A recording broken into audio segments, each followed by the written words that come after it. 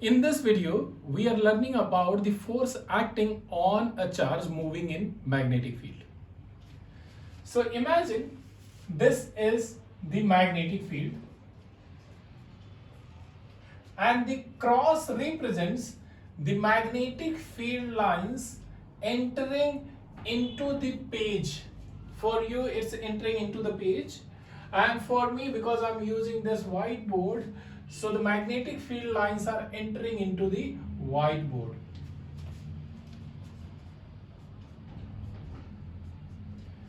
Now this is the magnetic field, and the strength of magnetic field in this region is, let's say, B. And here is a charge. This charge Q is positive in nature and it's entering into the magnetic field. Let's say the velocity of this charge is V. So we have three things. One is the magnetic field, B is the magnetic field strength, Q is the charge, and V is the velocity of the charge. Now this charge enters into the magnetic field. The moment it enters into the magnetic field, it experiences force. And the direction of force can be found by using Fleming's left hand rule. So you may have read about Fleming's left hand rule already in your class in grade 10. So to use the Fleming's left hand rule, stretch the middle finger, index finger and thumb of your left hand perpendicular to each other. Something like this. Like this. Now, according to Fleming's left hand rule, your index finger represents direction of magnetic field lines. Your middle finger represents direction of motion of positive charge or the direction of current in case of a wire carrying current. And your thumb represents the force experienced by the wire. Force experienced by the wire. This may sound confusing to you in one go. So what I can do here, let's write F on your thumb, F, and M on your index finger, M, and charge, C for charge, and take it as a positive charge, don't take it as a negative charge, because negative charge moves opposite to the direction of current. So here F force, you can relate it with your family members. F force, father, M mother, C child. So three members of family, father, mother, child. Force, magnetic field and charge or current. So if I use this Fleming's left hand rule here, the direction of magnetic field is into the plane of this whiteboard, and the motion of this positive charge is towards the right side. So what should be the direction of force experienced by this positive charge? The direction of force experienced by the positive charge would be upward. The moment this positive charge experiences force, it will change its direction. So now, earlier it was moving straight towards the right, but now it will move slightly upward because of this force. When the charge will reach here, again magnetic field into the plane of this whiteboard, and now the velocity of this charge is at an angle, something like this. So the force at an angle with the vertical. So now the direction of force is something like this. I will not draw this arrow much longer because the force remains constant. So here now the direction of velocity will again change. Similarly, at each and every step this charge will experience force, and due to that force it will change its direction. So now it will reach somewhere here. When it will reach here, it will change its direction, and similarly it will keep changing its direction. So what you can see is the path of this charge is semicircular. This path could be a complete circle as well, provided there is enough magnetic field in this region.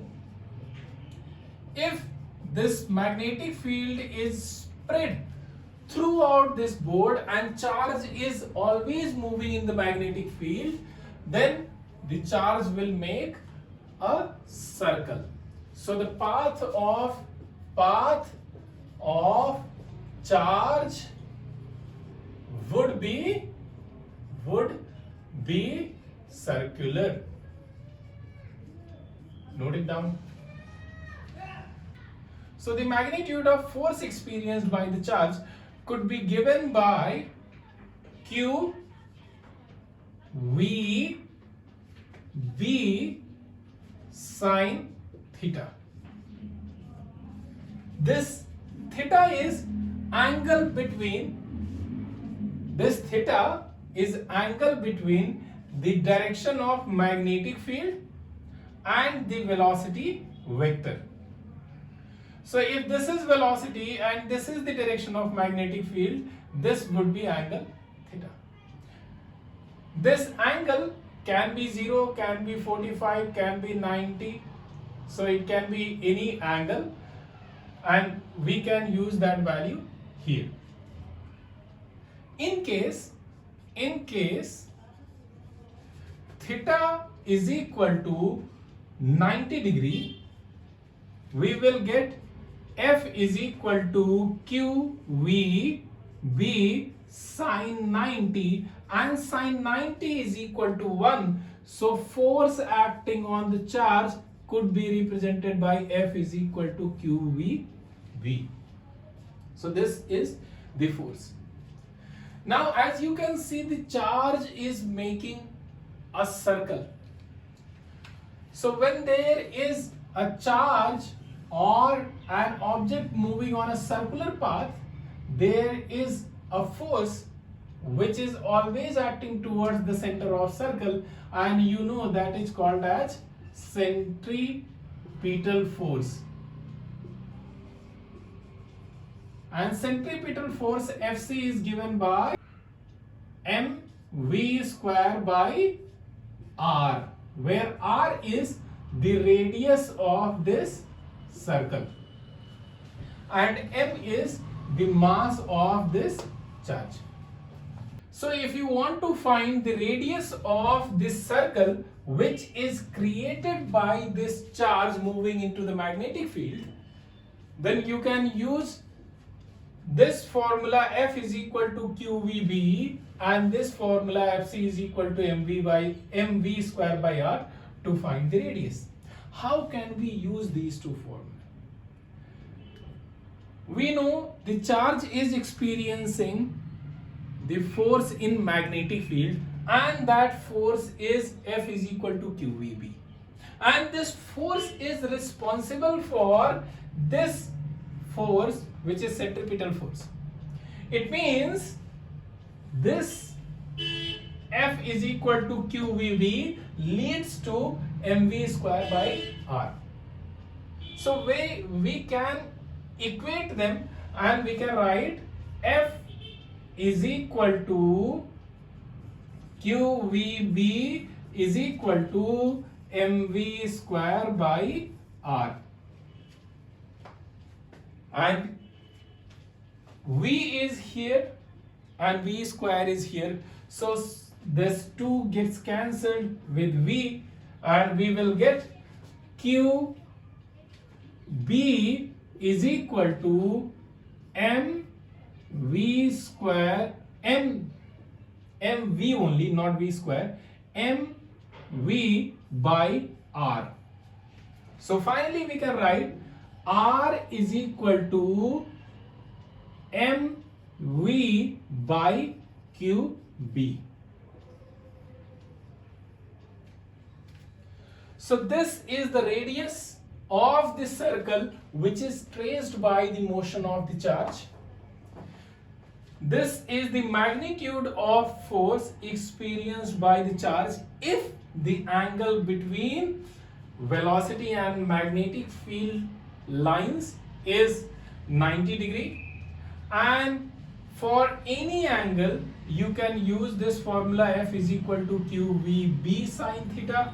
And we had discussed the Fleming's left hand rule, and just again for your understanding, this is force, magnetic field, motion of positive charge. You can relate it with your family members, father, mother, child. If you like the video, please like, share and subscribe so that it reaches to more people and it can be helpful to more people, and you can also watch the future videos. Thank you.